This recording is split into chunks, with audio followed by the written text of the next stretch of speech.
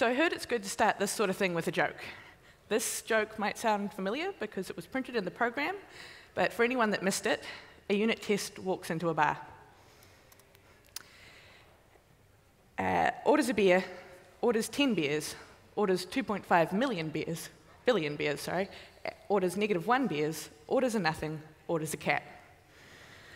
It was slim pickings. There are not that many jokes about unit testing. And if you don't get it, don't worry. I'm going to come back and really over-explain it for you in a few minutes. Anyway, hello, it's me. I'm Jess, teller of terrible jokes and developer at Silverstripe in Wellington, New Zealand. And my Twitter handle is @JessChampionNZ, in case you have follow-up questions. And as was just mentioned, today I'm going to be talking about unit testing. So unit testing is a form of automated testing. So to start with, I thought we would go over the benefits of automated testing in general. Why do we even do this? The first reason is to reduce the amount of manual testing required. Manual testing is great, it provides a lot of value, but it's expensive because you have to pay someone to sit there and do it. And that makes it relatively slow. Automated test coverage reduces the amount of manual testing that we need to do. And it's quick and relatively cheap. Although there's the upfront cost of writing the tests, they can be run again and again for practically nothing. It also helps us with maintainability and ease of enhancement. By reducing the cost of testing, we reduce the cost of change, making it easier and less risky to make changes, refactor, build enhancements. It also helps with maintenance work, such as framework upgrades or security patching. You can do the upgrade, run the tests, see what breaks, and fix it. All of the above helps you to increase the lifespan of your solution. You can keep working with what you've got for longer. Writing tests, especially unit tests, helps increase the quality and robustness of your code. It helps you find bugs before they get to production. And writing easily testable code encourages looser coupling and more separation of concerns. Tests are also a form of documentation. They tell you how the system was intended to function in various circumstances. And having a robust test suite helps you to ship faster and more often, making it a key component of continuous integration. This allows us to deploy with greater confidence that there are no unintended breakages or side effects. So I said that unit testing was one type of automated testing. You might be wondering what the others are and how unit testing fits into the bigger picture.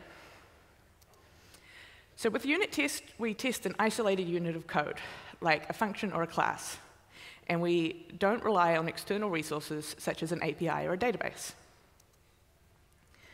We also have integration tests. This is where we look at how different parts of the system work together, and these tests may use a database, have real network requests, or talk to an API.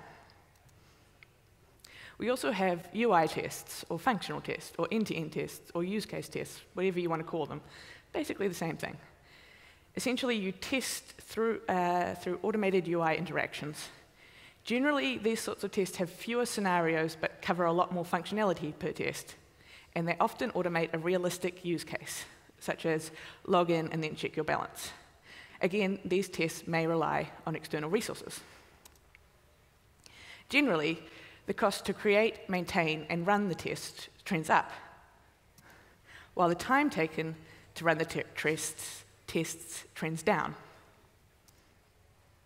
And if we were to represent manual testing in this picture, it might look something like this. This diagram is adapted from Martin Fowler's test pyramid, so if you're interested in more detail in the other types of testing, look that up. Looking at this, hopefully you can start to see the value of having a solid base of unit tests. The next thing to consider is when are we going to write these tests? You've probably heard something about TDD. TDD, or test-driven development, was popularized by the XP agile methodology. In TDD, you test first, meaning you write a failing test, and then you write the code to make it pass. For many years, this has been touted as the ideal way to do unit testing. But in reality, being 100% TDD is hard to achieve, especially if you're just starting to introduce unit testing into your workflow. It's still a technique that I pull out in certain situations, especially when I'm dealing with more complex logic. But day to day, I don't think it's essential to TDD all the time. So what's the alternative then? I normally do something more like this. Code the MVP for a feature, spec up or write a list of things to test, implement those tests, fix any bugs I found during writing those tests, add more functionality to the feature, rinse and repeat. Or it's even fine to code the entire feature first, and then add the tests. You're still going to get most of those benefits of unit testing. You probably have to do some refactoring to make it more testable, but that's okay. And if you have a manual tester, they can be testing the feature in parallel while you're writing the automated tests. And then when they come back with bugs, you don't have to context switch so much to go and fix them. The next question people often ask is, what framework should I use? In these slides, I'm going to be using Jess and Jasmine, but it doesn't actually matter that much what tooling you use. I would recommend to pick something that is popular and recommended for the framework or language that you're working with, something that has decent community support, and preferably something that supports behavior-driven development. So you might be wondering, what is this behavior-driven development? So if TDD is a testing methodology, then BDD is more like a testing philosophy. The key principles are that you write tests, also known as specs, for each behavior that the code performs, rather than for each method in the code. Each spec describes in natural language the behavior of the code being tested. BDD frameworks like Jasmine make this really easy, as specs are part of the natural syntax. So this is an example of Jasmine syntax. Specs become part of the documentation for the code base. And when your tests fail, they help you identify exactly what's broken. I touched on speccing up earlier. Basically, this means analyzing the code under test to determine what it does, and then writing out a list of empty tests for each behavior. When you're speccing up, you want to try and cover all the possible paths through your code. This means accounting for error handling, invalid parameters, unexpected data, and edge cases. Testing these SAD paths helps us iron out bugs and oversight in our code before they get to production, making your solution more robust. Which brings us back to my excellent joke from earlier that I promised to over-explain. A beer or 10 beers is your happy path, 2.5 billion beers is an edge case, and the rest are SAD paths. Once we have our complete list of specs, we then figure out how to test those behaviors through our public interface. The public interface is the part of your code that is publicly accessible. So in this example, it's the cart class and its add item method, while get total and add to items are private. If you're testing components, the public interface may include UI events like click and input.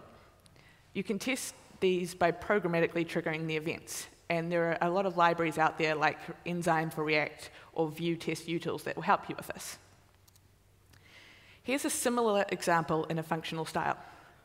Here, the public interface is the exported add item to cart and get cart with items methods, while get total and add to items are private. We're still going to test the behavior of these private methods, but we're just going to access it through the public interface, which might look something like this. We pipe specific values into the public interface that we know will cause our private functions to be called. And then we assert that the publicly visible properties were affected the way we intended. Most testing frameworks have tools to analyze your code coverage. Coverage isn't the be-all and end-all, but it's a pretty good indication of how thoroughly tested something is. And it can help you identify areas that you've missed. I often play a bit of a game with test coverage, where I spec up and then implement the test without checking the coverage. And when I'm done, I run it and see how high I can get it on the first go. And I've found that this has helped me to develop a bit of an intuition about what I need to test. And it also makes the day a bit more fun. It's also helpful to consider what we don't need to test. The first one is external libraries and frameworks. The developers of these dependencies should be testing that they work correctly. We can test the way our code interacts with them, but we should avoid testing their internal workings. Also, styling and content. These are not behaviors of the system. They are much more likely to change, and really they should be able to be changed freely. As we touched on earlier, we want to avoid testing external dependencies, such as databases and network requests, as these are more appropriate to be covered in integration tests, not unit tests. And then we have internal dependencies. With unit testing, we are testing one unit at a time. For example, if you have a parent component that renders a child component, you don't need to test the behaviors of the child component in the parent's test. The children should have their own tests, and there's no need to double up. So I've talked a lot about not testing dependencies. You might be wondering, what am I actually supposed to do with them? The answer is we either ignore them or we replace them with a test double, meaning we replace the original dependency with a different dependency that has the same public interface, but different code behind the scenes. The code under test interacts with the double like it's the real thing. Think stunt double or crash test dummy. There are a number of different flavors of test doubles, including dummies, fakes, stubs, spies, and mocks. Each is useful in different situations, and because we're covering a lot really fast today, I'm just going to touch on stubs, mocks, and spies. So here we've got some code that calls fetch to request data. We want to test all the logic around that without actually calling fetch. To do this, we're going to replace fetch with a double. One way we can do this is to pass in dependencies, like we have with fetch here. It will use the real fetch by default, but we can also pass it in our fake for testing. And then we can set up a fake, like this example, where we essentially pass in the data we want it to return, and then we return an already resolved promise with that data. So it looks like it's run the request and given you back your data. And then we can, in our test, pass in our stub version of fetch and check that our expected data was returned. Mocks are a type of test double that has the same public interface as a dependency, and they accept calls and can return canned data like a stub. But unlike a stub, they keep a record of the calls that were made. And we can make assertions on that record, like inspecting the damage to a crash test dummy. In this example, we're using a mock function for a callback parameter, and then we're checking that it was called with the expected values. A spy is a wrapper around a real object that allows us to record interactions with it and change the implementations of particular methods, making it act a bit like a mock. In this example, we're spying on the login method of our auth service dependency to check that it was called with the expected values. With the introduction of mocking techniques, it became popular to test all code in isolation, meaning all of the dependencies are test doubles. Full isolation is a lot more labor-intensive and doesn't necessarily mean better quality tests. In fact, Jest recently removed auto-mocking, leaving it up to the programmer to decide when to mock. I find most of the time I only use test doubles as required to force the code down different paths, and when I want to find out what was happening to a dependency, or when the dependency could interfere with a test. Like with fetch, we wouldn't want it returning false when you were expecting true because it couldn't access the network. Now that you've spent all this time and energy on your test harness, you'll want to keep it in good condition. So to close, I've got some quick tips for test harness maintenance. Have a rule that you don't merge or deploy unless the tests are green or passing. Nobody likes fixing tests that someone else broke.